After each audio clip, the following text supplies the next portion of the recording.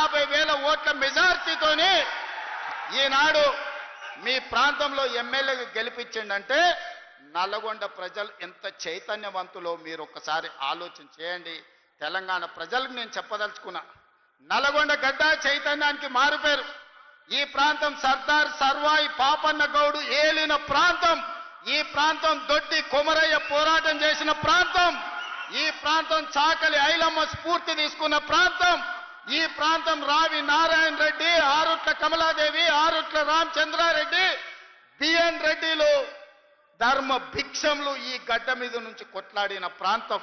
ఈ ప్రాంతం కొండా లక్ష్మణ్ బాబూజీ ఆనాడు తొలి తెలంగాణ ఉద్యమంలో మంత్రి పదవిని కాగితం ఇసిరేసి తెలంగాణ రాష్ట్రం వచ్చే వరకు పదవి తీసుకోనని త్యాగాలకు మారుపేరైన కొండా లక్ష్మణ్ బాబూజీ ప్రాతినిధ్యం వహించిన భువనగిరి ప్రాంతం ఈ నల్గొండ ప్రాంతం.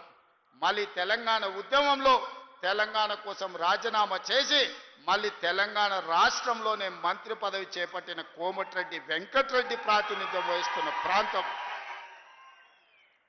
ఇవాళ నాడు భూమి కోసం, భుక్తి కోసం, విముక్తి కోసం సాయుధ రైతాంగ పోరాటంలో తుపాకులెత్తిన గడ్డనే కాదు, ఈ ప్రాంతంలో భూదాన ఉద్యమంలో వందలాది ఎకరాలను పేదలకు పంచిపెట్టిన ఈ రోజు భూదాన్ రామచంద్రారెడ్డి కూడా ఈ గడ్డ మీద నుంచే వేలాది ఎకరాల భూములను పేదలకు పంచిపెట్టడానికి త్యాగం చేసిన వెదిరే రామచంద్రారెడ్డిది కూడా ఈ ప్రాంతమే అని చెప్పడానికి నేను గర్వపడుతున్నా.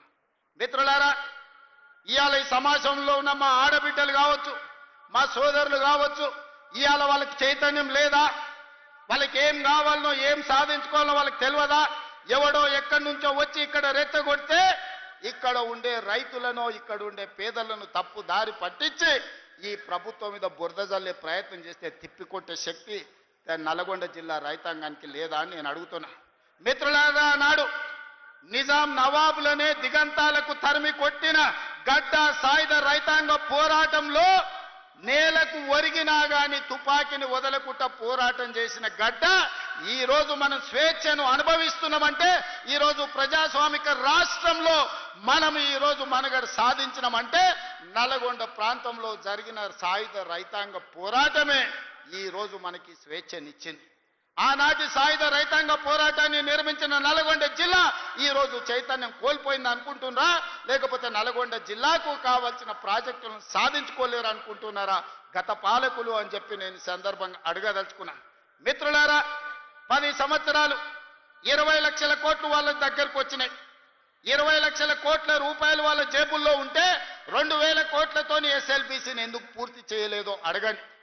ఇవాళ ఈ ప్రాంతంలో ఉన్న సాగునీటి ప్రాజెక్టులు ధర్మారెడ్డి కాలువ కావచ్చు, పిలాయపల్లి కాలువ కావచ్చు, లేకపోతే గంధమల్ల కావచ్చు, ఏ ఒక్క ప్రాజెక్టు కూడా పూర్తి కాలేదు 10 ఏళ్లలో.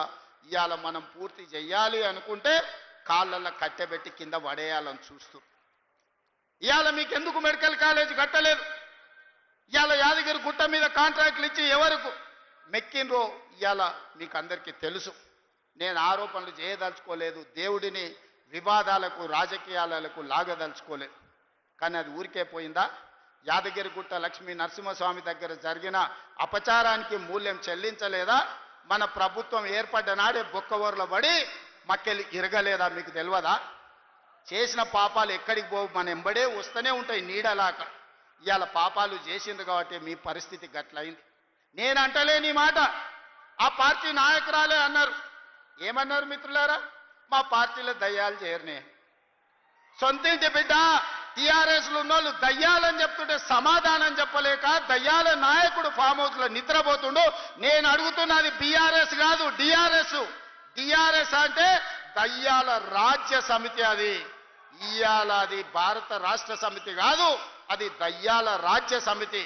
అందుకే ఇవాళ ఈ వేదిక మీద నుంచి తెలంగాణ ప్రజలకు నేను మాట ఇస్తున్నా, అవి దయ్యాలు కాదు, కొరివి దయ్యాలను వాళ్ళని పొలిమేర్లు దాటే వరకు తరిమి కొట్టే బాధ్యత 4 కోట్ల తెలంగాణ ప్రజల తరఫున మీ సోదరుడిగా నేను ఆ బాధ్యత తీసుకుంటా. ఖచ్చితంగా ఈ కొరివి దయ్యాలను పొలిమేర్లు దాటే వరకు తరిమి కొట్టాలి.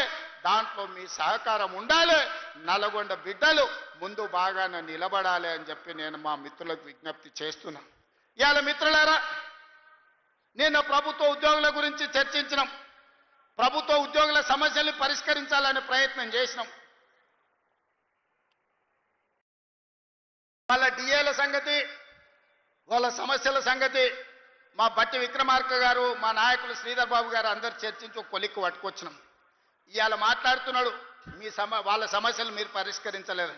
వాళ్ళందరేమో హర్షం వ్యక్తం చేసింది. ఈ ప్రభుత్వ ఉద్యోగులను కుటుంబ సభ్యులుగా భావించి మా సమస్యలను పరిష్కారానికి ముందుకు వచ్చిండ్రు. మనస్ఫూర్తిగా ధన్యవాదాలు తెలియజేస్తున్నామని. సరే, ఆరోపణలు ప్రత్యారోపణలు పక్కన పెట్టండి. నేను ఇవాళ ఈ వేదిక మీద నుంచి 5 లక్షల తెలంగాణ ప్రభుత్వ ఉద్యోగులను అడుగుతున్నా, వాళ్ళ సతీమణులను నేను అడుగుతున్నా. మీ సోదరుడుగా అక్క, అవ్వ, అమ్మ 10 ఏళ్లలో చంద్రశేఖరరావు ముఖ్యమంత్రిగా ఉన్నప్పుడు ఏనాడైనా మొదటి తారీఖు నాడు మీ ఆయన జీతాలు ఖాతాలో పడ్డాయా? నెల జీతం మొదటి తారీఖు నాడు వస్తే వచ్చే ఎన్నికల్లో నాకు ఓటు ఇయ్యకండి. నేను తెలంగాణ రాష్ట్ర ప్రభుత్వానికి ముఖ్యమంత్రిగా బాధ్యత చేపట్టినాక ఈ 5 లక్షల ప్రభుత్వ ఉద్యోగస్తులకు మొదటి తారీఖు నాడే మొత్తం జీతం మీ ఖాతాలో వేస్తే మీరు అండగా నిలబడండి, ప్రజా ప్రభుత్వాన్ని ఆశీర్వదించండి. నెల నెల ప్రభుత్వ ఉద్యోగులకు జీతాలు ఇవ్వలేనోడు, దివాలా తీసిన దద్దమ్మలాక ఇన్స్టాల్మెంట్ల జీతాలు చెల్లించినోడు ఇవాళ వచ్చి నన్ను ప్రశ్నిస్తాడా? నువ్వా నన్ను అడిగేది? 10 ఏళ్ళు రాష్ట్రాన్ని దోసుకొని, రాష్ట్రాన్ని తగలబెట్టి, రావణ కాష్టంగా మార్చి 8 లక్షల కోట్ల రూపాయల అప్పు చేసి రాష్ట్రాన్ని దివాలా తీపించి విద్యార్థులను, రైతులను, ఉద్యమకారులను పొట్టన పెట్టుకొని బంగారు తెలంగాణ ముసుగులో బొందలగడ్డ తెలంగాణ చేసిన దిక్కుమాలిన ప్రతి ఎదవ ఈ రోజు మనల్ని వచ్చి విమర్శిస్తాడా? కార్యకర్తలారా ఆలోచన చేయండి. 18 నెలల్లో ఎన్నడైనా మనం నిద్రపోయినామా? 18 నెలలలో ఎన్నడైనా కార్యకర్త నుంచి నాయకుల వరకు ఎవరినైనా కలవకుండా ఉన్నామా? ఇవాళ ఎవరిని కలవకుండా చూసిన వాళ్ళు కలవకుంటోళ్ళు, మనం కాదు. ఎన్నిసార్లు బయటకు వచ్చిండు, ఎన్నిసార్లు ప్రజల్ని కలిసిండు ఆయన అడగాలి. మా అక్కల్ని అడుగుతున్నా, అక్క ఏనాడైనా ముఖ్యమంత్రిని చూసిర్రా? ఇంతకుముందే వాసాల మర్రిలా ఆయన వచ్చినాడు. ఎవరికి? ఆకుల ఆగవ్వకు అల్లనేరేడు పండించిండంట. ఆ అల్లనేరేడు పండి తిన్నందుకు ఆమె పోయి దావకాల్లో అంటే మా అక్క కూడా ఇక్కడికి వచ్చే ఉంటుంది నాకు తెలిసి. ఇవాళ వాసాల మరిలో ఇళ్ళని కూలగొట్టి శ్మశానం చేసి కూర్చున్నాడు. దాని ఆదర్శ గ్రామంగా తీర్చిదిద్దుతా అన్నాడు. మరి ఆ వాసాల మరి పరిస్థితి ఏముందో నాకైతే తెలియదు. కానీ మా చామలకీరను, మా బీర్ల ఐలేను పోయి చూసిరమ్మంటున్నా. వాళ్ళకి ఆయన అన్యాయం చేసిపోతే న్యాయం చేసే బాధ్యత మన మీద ఉన్నది. వాళ్ళ ఉన్న ఇల్లు వీకి పందిరేసి, పందిరి కూడా కాదు, ఇల్లు వీకి మొత్తం ఎక్కడిదక్కడ చేసిపోయింది. వెనకటికి అందుకే పెద్దోళ్ళు చెప్పారు, పనిమంతుడు పందిరేస్తానంట కుక్కతోక తలిగి కూలిపోయిందంట. ఇవాళ వాసాల మరిలా ఈయన ఇట్ల గీసి అట్ల గీసి ఫామ్ హౌస్కి ఇట్లకెళ్ళ రోడ్ వేసుకోనికి అన్ని నక్కజిత్తుల వ్యవహారాలతోటి ఈరోజు ఎర్రవల్లి ఫామ్ హౌస్కి ఇక్కడ నుంచి రోడ్ వేసుకోనికే వాసాల మరిని మొత్తం కుప్ప కూల్చిపోయి శ్మశానం లాగా చేసిండు. మరి నాకైతే బాధ్యత ఉంది కదా. ఆయన అల్లకల్లోలం చేసినా, ఆగం చేసినా అన్నిటిని సరిదిద్దాలన్న ఆలోచనతోటి ఇవాళ రైతులను కావచ్చు, ఆడబిడ్డ మహిళల్ని కావచ్చు, విద్యార్థులను కావచ్చు, నిరుద్యోగ యువకులను కావచ్చు, ఉద్యమకారులను కావచ్చు, దళితులను కావచ్చు, గిరిజనులను కావచ్చు, ఆదివాసులను కావచ్చు, మైనారిటీలను కావచ్చు, వీళ్ళందరి కష్ట సుఖాలు తెలుసుకొని విధి విధానాలు తయారు చేసి ఇవాళ వాళ్ళందరినీ అభివృద్ధి పాఠం వైపు నడిపించాలని నేను ప్రయత్నం చేస్తున్నాను. మిత్రులారా, నేను ఇవాళ సూటిగా అడుగుతున్న నిరుద్యోగ యువకులను, వచ్చిన మొదటి సంవత్సరంలోనే 60,000 ప్రభుత్వ ఉద్యోగ నియామకాలు చేపట్టి ఈ దేశంలోనే మొట్టమొదటి రాష్ట్రంగా తెలంగాణ రాష్ట్రం నిలబడ్డదా లేదా? 60,000 మందికి ఉద్యోగాలు ఇచ్చినామా లేదా? ఎల్బీ స్టేడియం వేదికగా అని చెప్పి నిరుద్యోగ యువకులను అడుగుతున్నా. ఇవాళ ప్రైవేట్లో 3 లక్షల కోట్ల రూపాయలు పెట్టుబడి తెచ్చి ఇంజనీరింగ్ డాక్టర్లు చదువుకున్న మన తెలంగాణ విద్యార్థులకు ప్రైవేటులో 1,00,000 ఉద్యోగాలు ఇప్పించి ఇవాళ కుటుంబాలను ఆదుకునే ప్రయత్నం చేస్తున్నాం.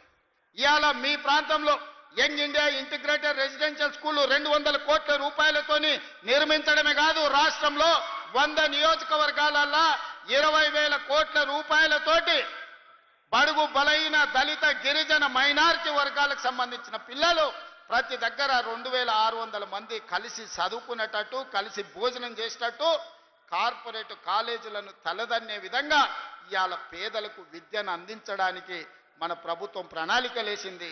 ఇవాళ ఆలేరులో ఆ పాఠశాల ప్రారంభోత్సవం చేసుకున్న పనులను కట్టాలని, ఈ ప్రాంతంలో ఉండే బీసీ, ఎస్సీ, ఎస్టీ, మైనారిటీ పిల్లలందరూ కలిసి చదువుకోవాలి, సోదర భావం పెంపొందించాలని ఇవాళ మంజూరు చేయలేదా? అదేవిధంగా ఈరోజు మనకు స్పోర్ట్స్ విషయంలో మెడల్స్ రాకపోతే యంగ్ ఇండియా ఇంటిగ్రేటెడ్ స్పోర్ట్స్ యూనివర్సిటీతో పాటు అకాడమీని స్కిల్ లేని వాళ్ళకి యంగ్ ఇండియా స్కిల్స్ యూనివర్సిటీని ప్రారంభించుకొని ఈరోజు ప్రపంచంతోనే పోటీ పడే విధంగా మన పిల్లల కోసం మనం బాగు చేసుకుంటలేమా? ఇవాళ మెడికల్ కాలేజీ ప్రాంతానికి ఇచ్చిన మాట వాస్తవం కాదా సోదరులారా? గంధమల్ల ప్రాజెక్టు వాళ్ళు పడావు పెట్టిపోతే ఆ గ్రామాలు మునుగుతున్నాయని రైతులు బీర్లు ఐలయని తీసుకొని వచ్చి మాట్లాడితే గ్రామాలు మునగకుండా ఆ ప్రాజెక్టును పూర్తి చేయడానికి ఈరోజు ప్రణాళికలు వేసుకున్న మాట దాదాపుగా 600 కోట్ల రూపాయలు మంజూరు చేసింది నిజం కాదా? ఇవాళ నీళ్ళు ఎక్కడికెళ్ళి వస్తున్నాయి అంటున్నాడు. ఎస్ఆర్ఎస్పి నీ తాత కట్టిండా? ఎల్లంపల్లి మిడ్మానేరు మీ ముత్తాత కట్టిండా? మా కాంగ్రెస్ పార్టీ పండిత్ జవహర్లాల్ నెహ్రూ మొదలుపెట్టిన ఎస్ఆర్ఎస్పి శ్రీపాద ఎల్లంపల్లి మిడ్మానేరు ప్రాజెక్టులు మేము కట్టినాం. ఈరోజు గంధమ్మలకి ఎట్లా నీళ్లు దేవాళ్ళు మాకు తెలియదా? నిధులు ఇచ్చినోనికి నీళ్ళు ఇచ్చేది తెలియదానే? తెలియదా? అన్నం పెట్టిన అవ్వకు ఉండనికే తొడుక్కోనికే బట్టలు ఇచ్చేది తెలియదా? ఇవాళ ఇందిరమ్మ ఈరోజు ఏ గ్రామానికైనా వెళ్దాం, నేను సూటిగా సవాలు విసురుతున్నా. పేదోడు ఉంటున్న ఇల్లు ఇందిరమ్మ ఇల్లు కాదా? పేదోడు కట్టుకున్న ఇళ్ల పట్టా ఇందిరమ్మ ఇళ్ల పట్టా కాదా? పేదోడు దుక్కి దున్నుకుంటున్న భూమి అసైన్మెంట్ పట్టాల పేరు మీద బీసీలకు ఎస్సీలకు ఎస్టీలకు లక్షల ఎకరాల భూ పంపకాలు చేసింది ఇందిరమ్మ కాదా?